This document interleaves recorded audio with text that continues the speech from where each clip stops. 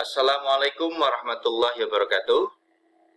Semangat pagi Bapak Ibu Kepala Sekolah dan Bapak Ibu Guru. Hari ini kita berjumpa kembali dengan saya, Dr. Andes Muhammad Zainuri, Magister Sains, dalam materi paradigma dan fenomena pembelajaran jarak jauh di era new normal dan dunia pendidikan. Masih semangat Bapak Ibu ya? Baik,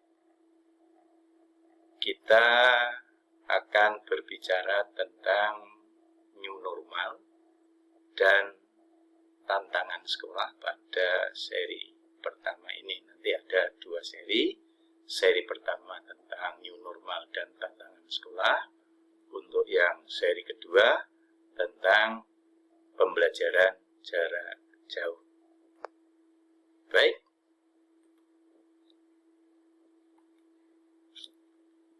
Jadi adanya surat edaran Menteri Pendidikan dan Kebudayaan nomor 3 tahun 2020. Kemudian surat edaran Mendikbud nomor 36962/MPK.A besar HK besar _2020.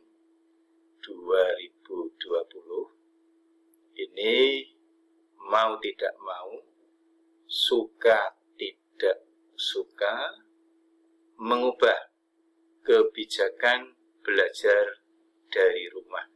Sehingga ini nanti juga akan merubah kebiasaan dan perilaku peserta didik. Pembelajaran dilakukan secara daring. Perubahan yang 180 derajat ini satu-satunya yang bisa ditawarkan dengan jalan pembelajaran daring.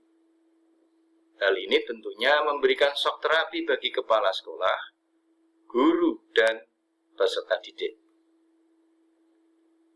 Kita cermati apa yang disampaikan oleh Presiden kita, Pak Insinyur Joko Widodo. Kehidupan kita sudah pasti berubah untuk mengatasi resiko wabah ini. Itu keniscayaan. Itulah yang oleh banyak orang disebut sebagai new normal atau tatanan kehidupan baru. Menteri kita, Bapak Nadiem Makarim, menyampaikan rencana sekolah akan segera kembali dibuka menunggu pertimbangan gugus tugas percepatan penanganan COVID-19. Nah, new normal itu apa sih? New normal adalah perubahan perilaku untuk tetap menjalankan aktivitas normal, namun dengan ditambah menerapkan protokol kesehatan guna mencegah terjadinya penularan COVID-19.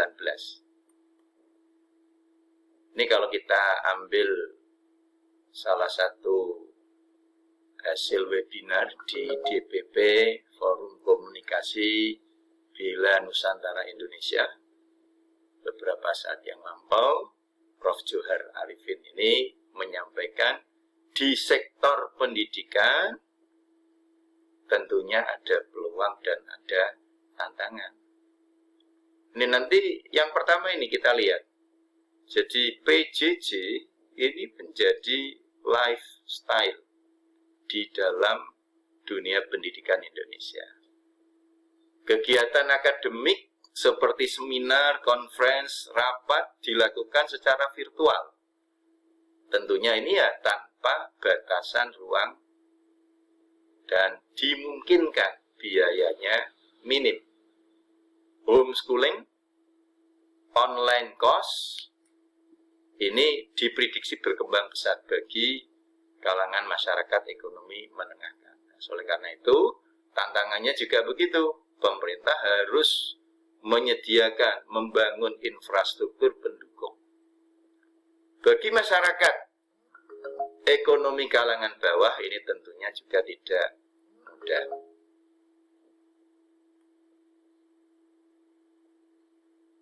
Kemudian perlu adanya kerja ekstra orang tua mengawasi, mengevaluasi capaian anak dalam pembelajaran jarak jauh saat berlangsung.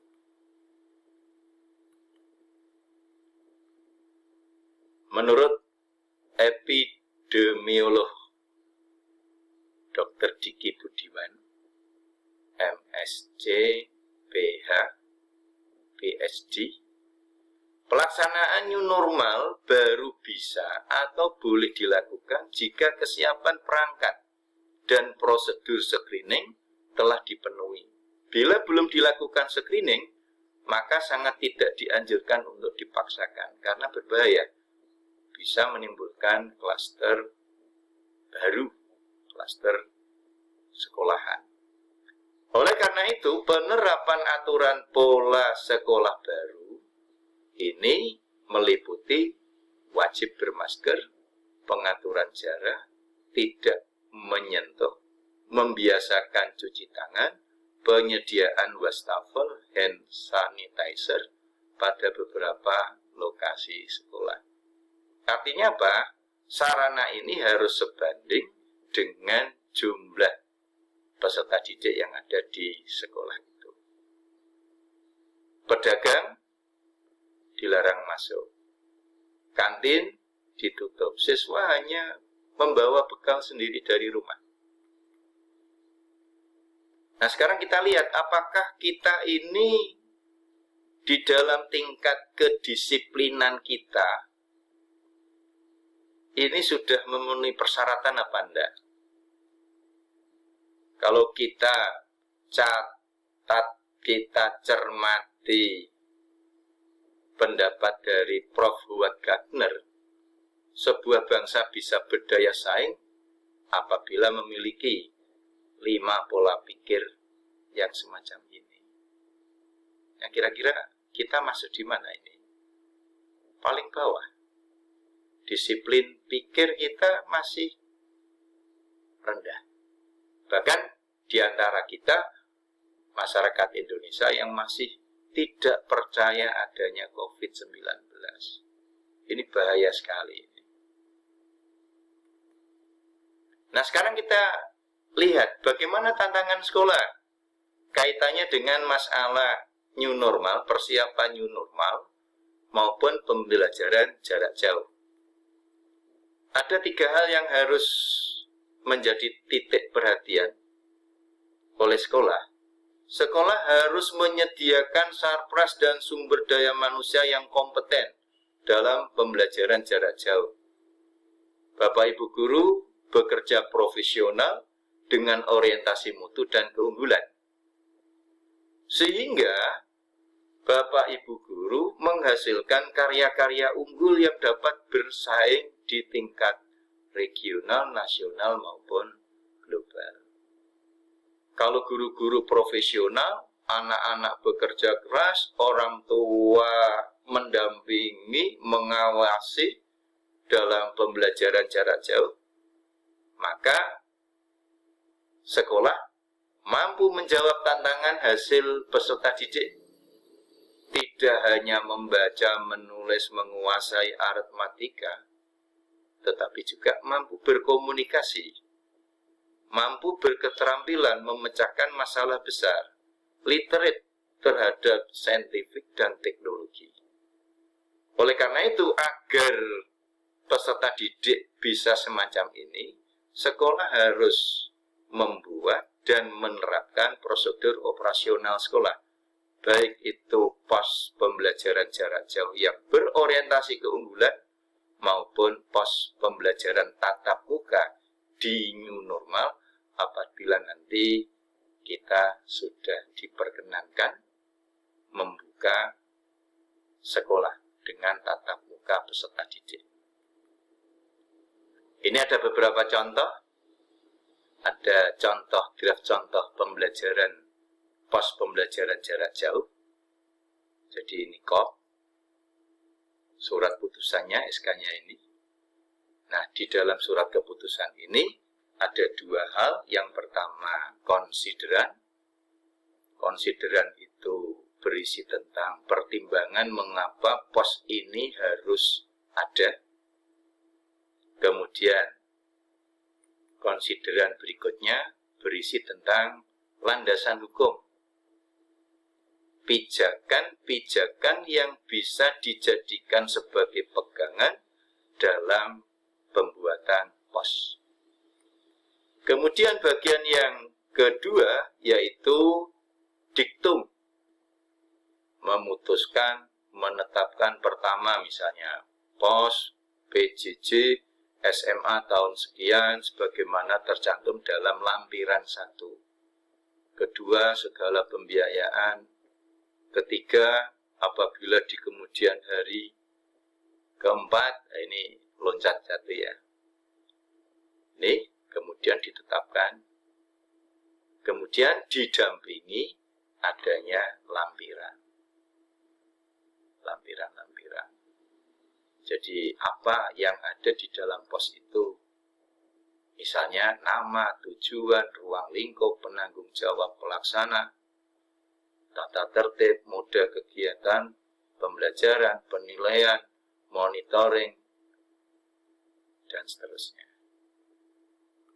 Kemudian, yang kedua, sekolah juga harus membuat pos pembelajaran tatap muka kalau suatu ketika diterapkan tata kehidupan baru. Ini juga perlu ada SK.